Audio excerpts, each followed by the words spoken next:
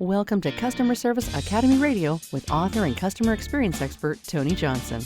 Tony will share his vision for successful customer service, leadership, and business excellence, and speak to some of the most impactful leaders in business today. And now, here's Tony Johnson.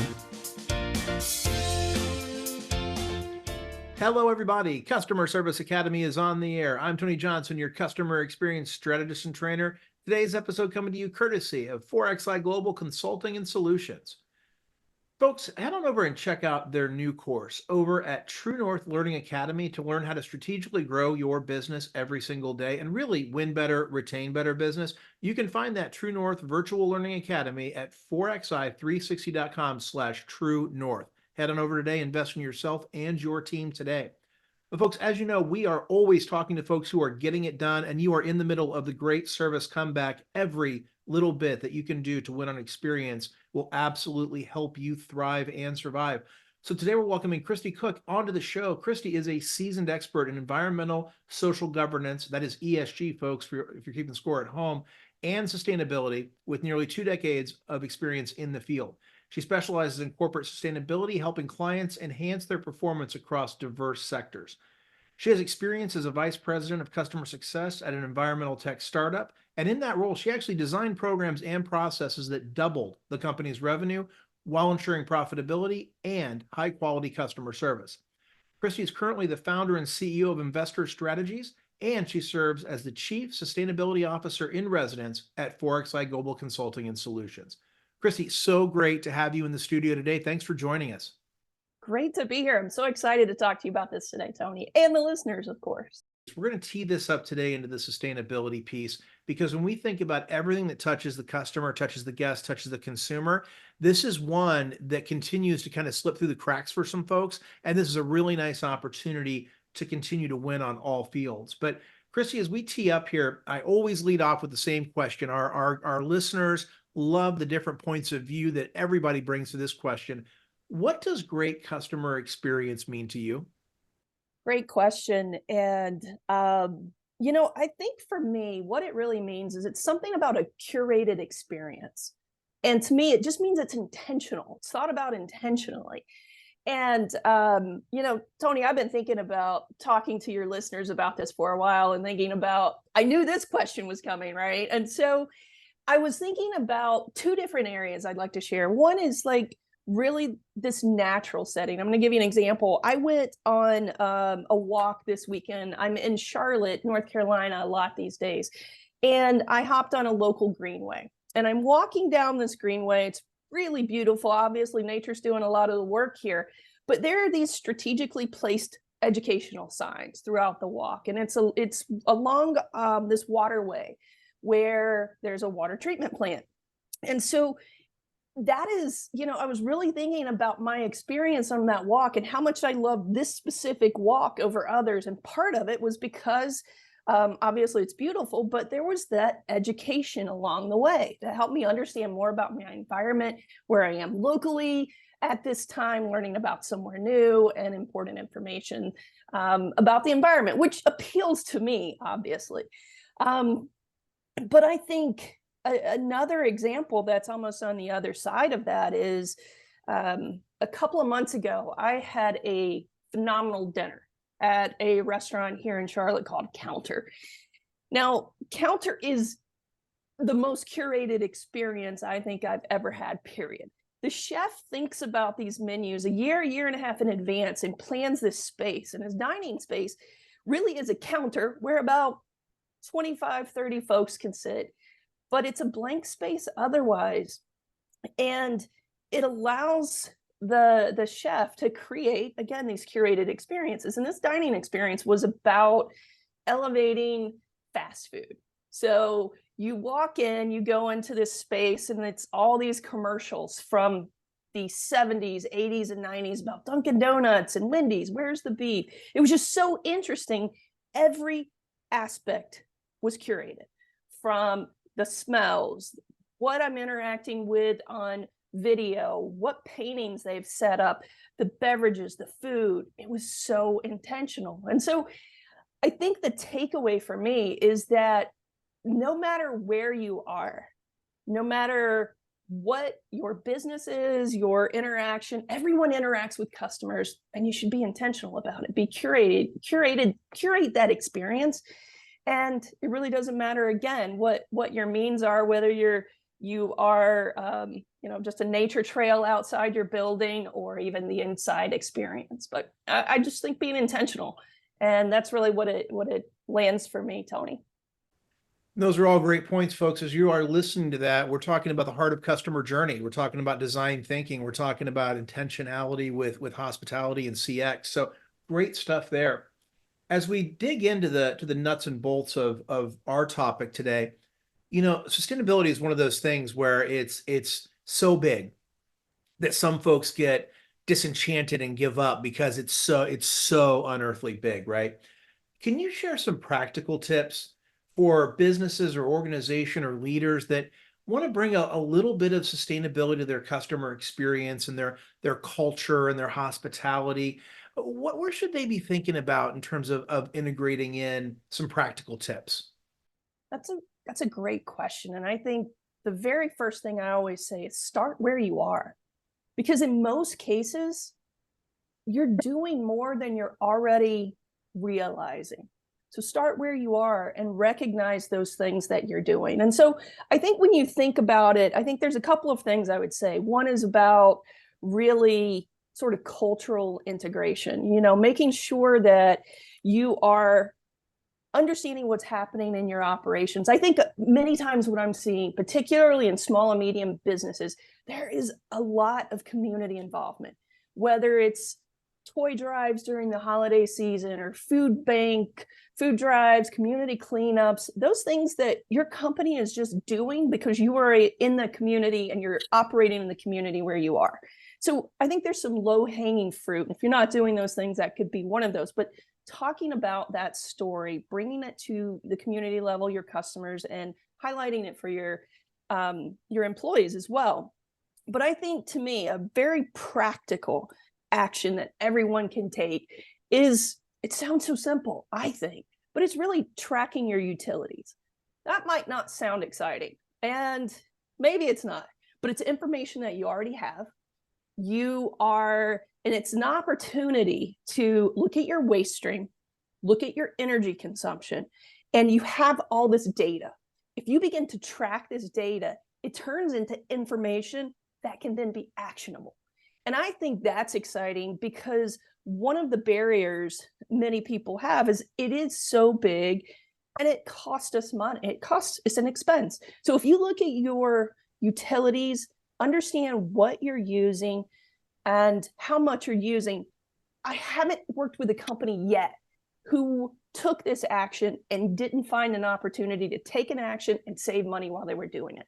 So I think that's something that I would suggest everyone does, for sure.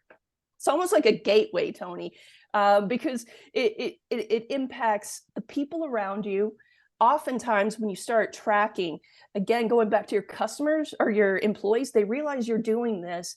It's important to them. They connect to you as an employer, but also they start to generate these ideas and they share them back to you, which goes into that action. So it touches on the people, it touches on your planet, and it's cost saving. So I just think it's a great way to get started. So Christy, so far so great. Next question I really wanted to ask was about misconceptions. Sustainability is one of those things where there's a lot of myth busting, right?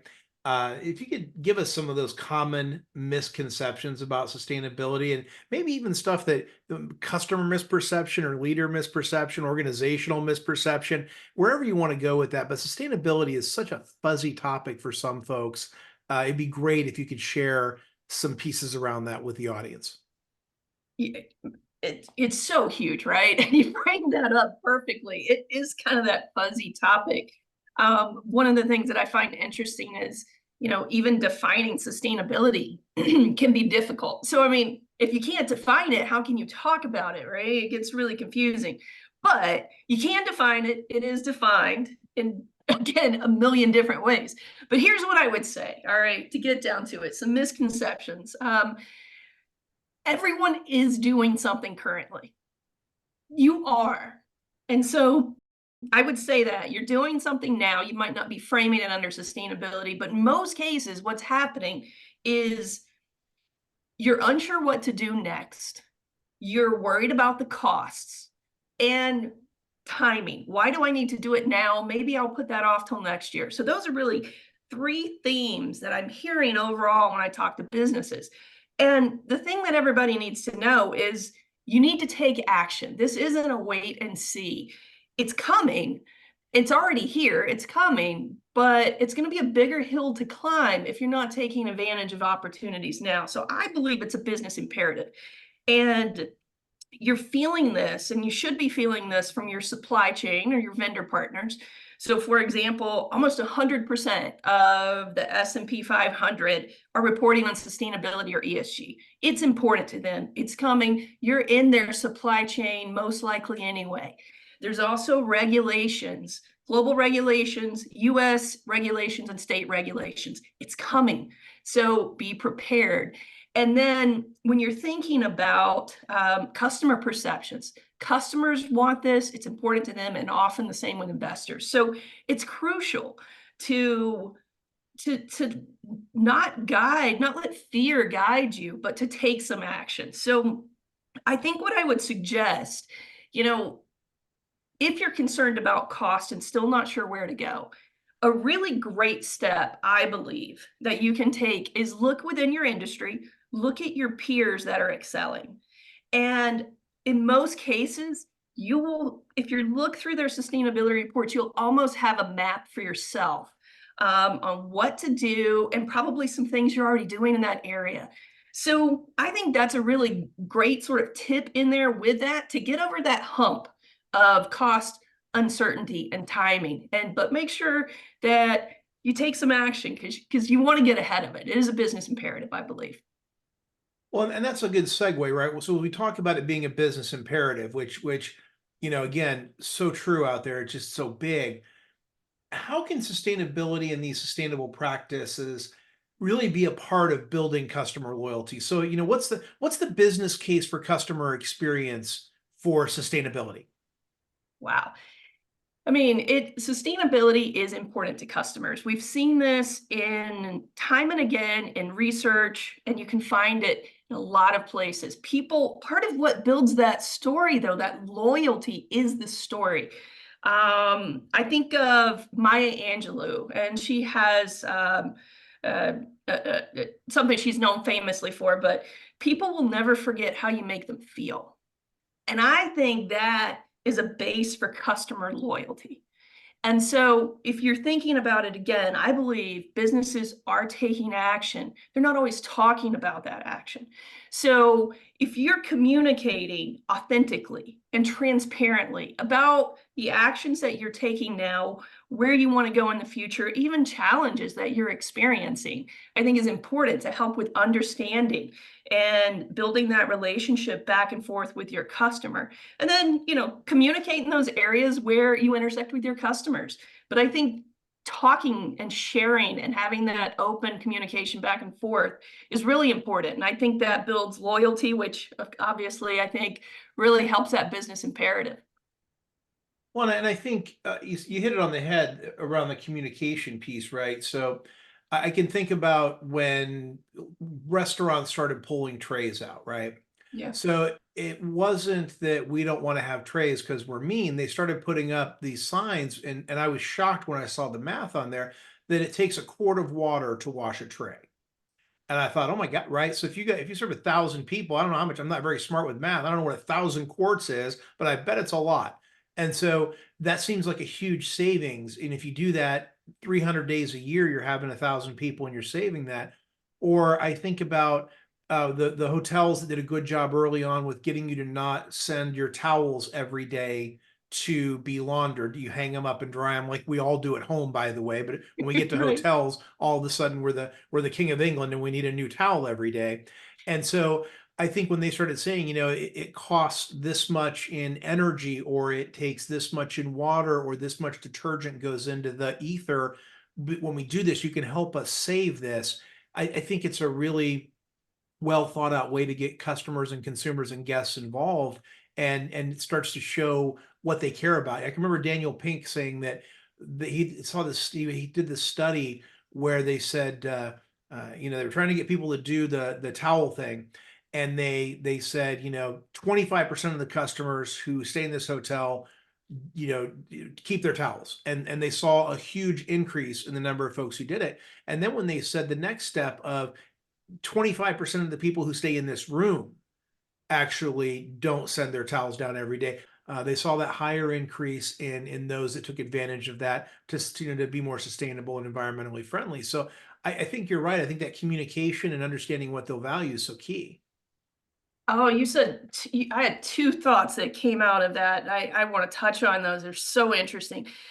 Going back to communication, you mentioned trays, and one of the things that I saw was a lot of times businesses started talking about food waste. Hey, we're composting, so don't worry about it. We're composting. This is great. And one of the results of composting and educating on what composting is, how customers are a part of that, was actually increased food waste, because customers thought, and they're not wrong, it's going to a better use of compost versus the landfill, but an unintended consequence was increased food waste. Sure. So,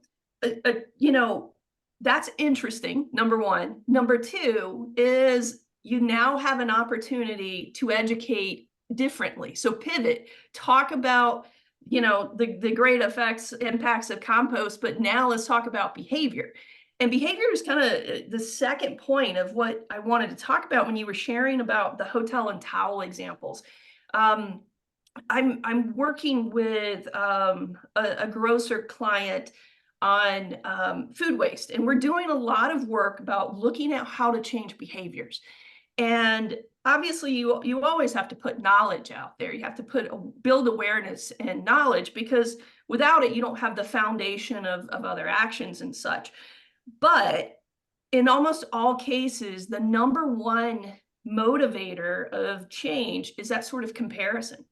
And so as you were talking about towels and saying 25% of customers, don't have their towels washed, or they do, I forgot what that was, but that sort of social comparison is a really strong driver to change. And so when you're thinking about communications as a business, if you have an opportunity to share that in a way that is not, demeaning of anything, but fact-based and informative, that's a really strong way to get results in your sustainability program, build customer loyalty, and actually impact those habits and change. So I get really fascinated by human behavior and how it changes and impacts, but that's a really fun point in there, Tony. That was fun. And so when we think about understanding customers, understanding consumers, understanding guests and people's businesses, how can organizations figure out what they will value, right? From a sustainability, from a corporate responsibility perspective. So it's kind of a two-part question. One, how can they figure out what they will value?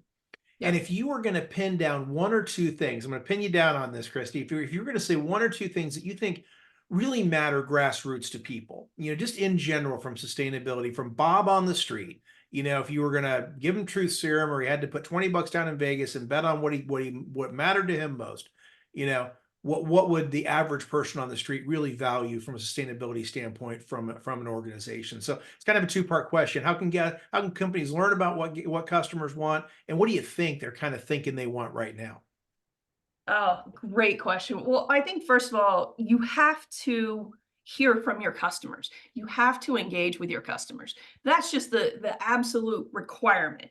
And luckily enough, I think we have a lot of ability to interact with our customers and gain information, even more opportunities today in the digital world than we do and have in the past. But I think that speaking with your customers, getting that information from them directly is a non-negotiable. Otherwise, you're working on your thoughts. You're not working on information. You might have some data, but it hasn't turned into information yet. So I think that's number one. The other number one, though, what do customers care about? And we've seen this time and time again when you're really talking about sustainability, but ultimately it's about people. That's actually what customers care about. If you break it down, oftentimes I've seen that ultimately people care about people. I'll give you an example. There is a very large retailer that does incredible work in tons of different environmental areas, absolutely with people as well. However, their public perception is that they do not care for their employees as well as customers would think they should. And because of that perception, it totally impacts their overall perception of the brand and the good work that they do. And so, but we've seen that in different case studies. And so to pin me down, I think it's personal and people care about people. And oftentimes that can really start in the communities in which you operate and then expand throughout your organization. So what's happening to your employees in your community, and then you can expand that through your supply chain and such from there. So folks, couple writer downers in there, here's the elephant in the room. Ask your customers what they want and then listen to them. That is not a new story on this show, folks, but it is absolutely the truth. And then start locally, understanding what you can do in your community. I worked for a CEO one time and he said, Tony, you're never going to solve world hunger, but you can feed the guy next to you. And so in so many ways, that's true. And I think that's really well taken. Well, Christy, this has been fantastic so far. And folks, if you are enjoying this, and I absolutely know that you are, scroll on down, leave 5 stars, say something nice, share it with your friends, help keep Customer Service Academy one of the top 10 customer service podcasts out there in the world. We need your help. We need your support. Thank you so much on that. But again, leave those 5 stars and say something nice. That said, again, great so far, Christy. Are you ready for the lightning round? The lightning round, yes. All right, 5 quick questions, 5 quick thoughts, just to get to know you a little bit better. What's your favorite hobby? Anything outside in the sun. Gardening, riding my bike, hiking, anything in the sun. And that is really the only acceptable answer from a sustainability expert. So that is awesome. If you said, I hate the outdoors, we'd have to question your credibility, Christy, but well done there. What brand do you think gives the best service out there right now? And bonus points if it's not the usual suspects or something fun or different, but who's getting it right for you out there?